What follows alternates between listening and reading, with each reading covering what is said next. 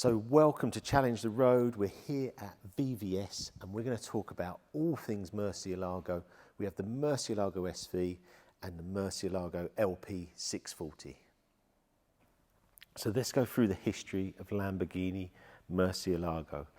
Now the name originates from a bull that fought in 1879 and famously survived, and that's where the Murcielago name comes from. Murcielago also is bat in Spanish. Now, the lines on this car are superb. It's only 44 inches tall, so very, very low. And always remember like GT40, 40 inches tall, but this is only a little bit taller than that.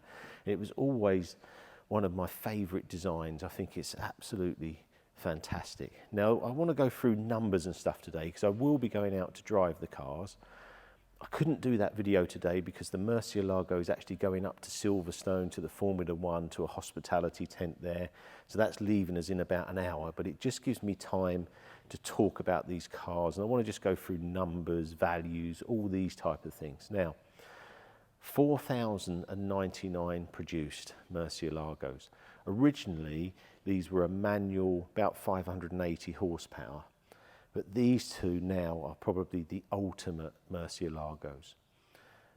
Predominantly, they're all E-gear gearboxes, very few manual cars. Now, on the SV, I think they made about 6 manual cars, and they're a huge amount of money. We'll go into that a bit more later on. The Murcielago, again, very few manual cars, maybe, I don't know, a handful, maybe 5 manual cars, but most of them had the E-gear. And at the time, everyone was moving to these type of Formula One gearboxes. Numbers-wise in the UK, you're looking at about 160 Murcielagos registered in the UK and Sawn as well. I'll bring those numbers up and we'll bring a lot of facts on the car. But the LP 640 and the Murcielago were the sort of end-of-line cars and the absolute pinnacle of the Murcielago. So let's just talk through the LP 640. So this runs 631 horsepower.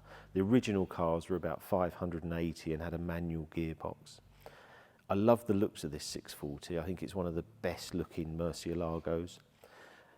The earlier cars, I don't think look quite as good as this. They did have some different designs on the wheels. I remember there was Hercules ones on the early cars, but I think this is like the standout Murcielago. I know we've got the SV there with all the spoilers and the body kit, but I just think this looks fantastic.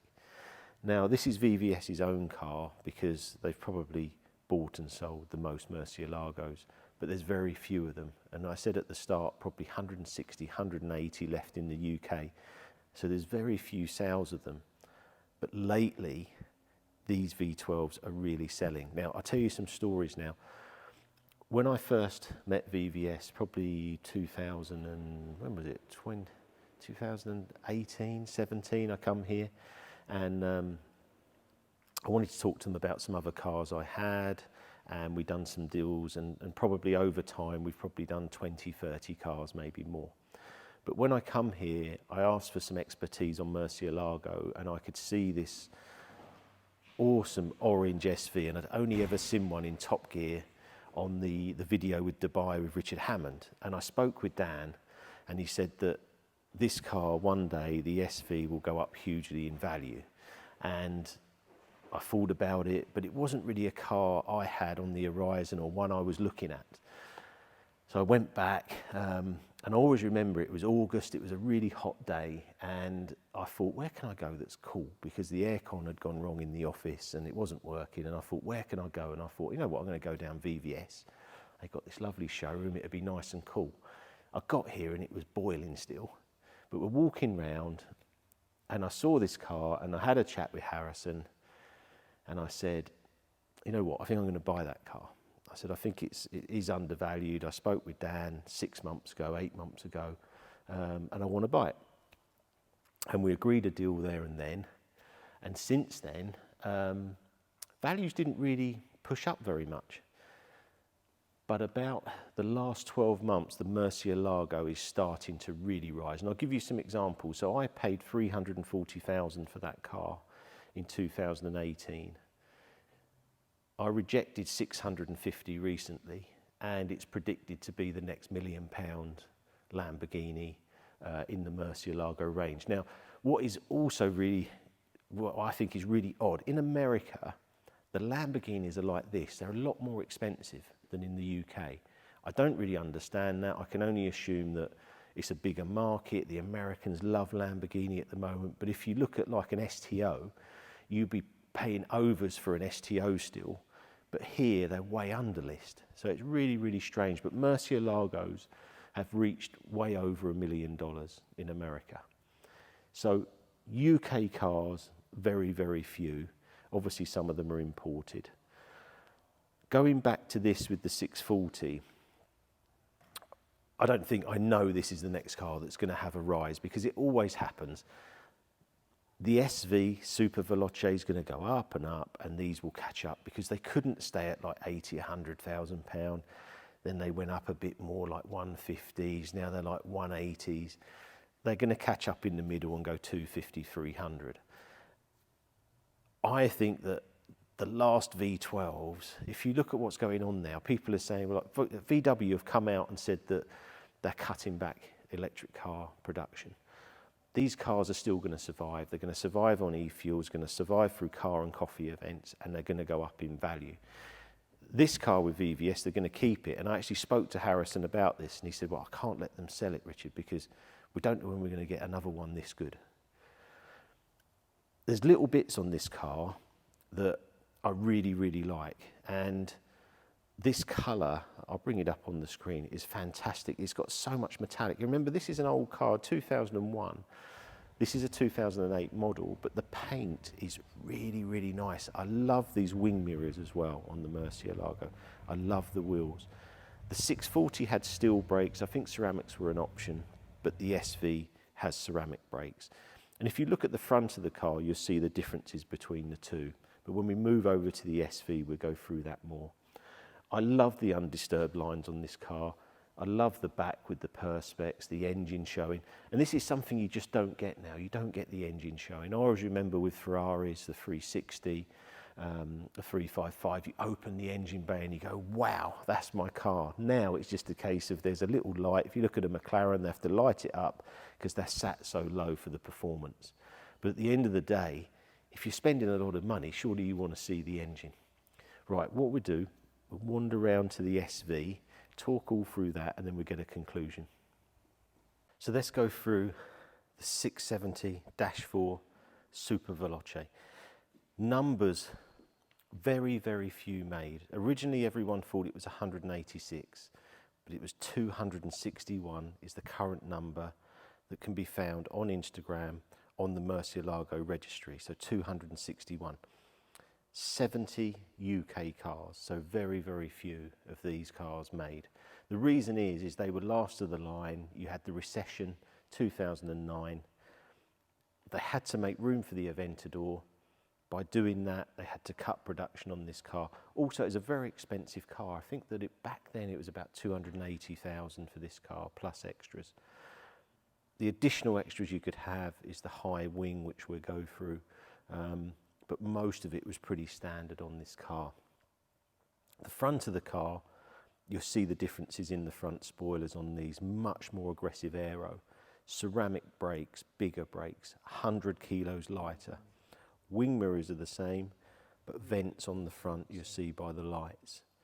Coming back from the car, you've got these lovely seals, similar to the original car, but bigger air takes on the side and different sizes. From the left and the right, they're actually different sizes. One is a bigger one for the radiators. Going back through the car, a lot of it is carbon. You've got carbon up here, carbon by the engine covers. It's just for lightness, but also aesthetically, it looks fantastic. The rear wing is just huge. You see it here, it's huge. The rear diffuser is massive, huge exhaust, bigger than the 640. Same lights as the 640, and I love the lights on them. You've got like this 3D effect in there. Bigger rims again, bigger brakes, but it's just fantastic looking. Right, so let's have a look at the 640 engine. It's a 6.5 litre V12, and you've got the firing order of the cylinders. It goes 1, 7, 6, 10, 2, 8, 6, 12, 3, 9, 5, 11 on there.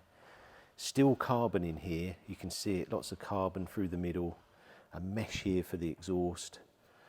But you know, look at that engine, you know, and also the engine isn't quite level. It actually levels up as you accelerate.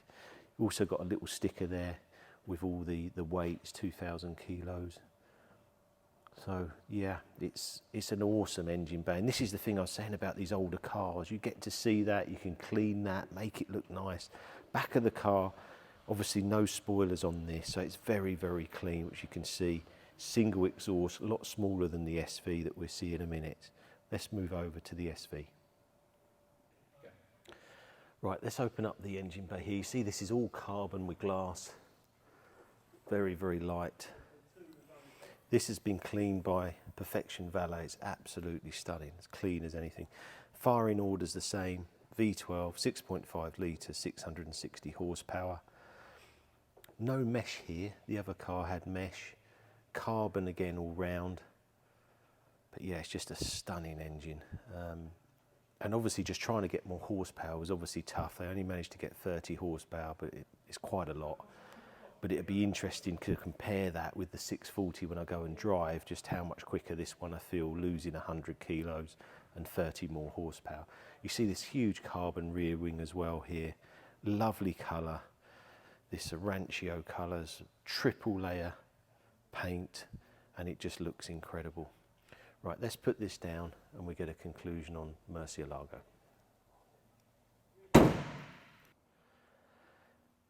I had a little look back. 2017, VVS had 14 or 15 Murcielagos for sale. Today they have one.